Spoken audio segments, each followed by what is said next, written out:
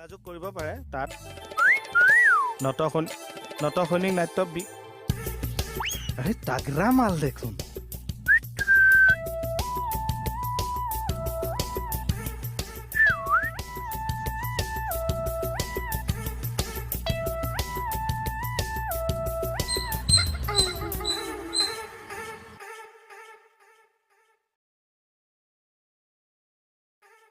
খুহুৰি আহিছিলা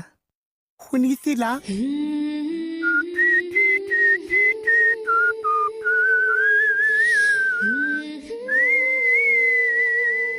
আজি প্ৰথমবাৰ কোনোবা নাৰীয়ে খুহুৰিয়াই মাতিছে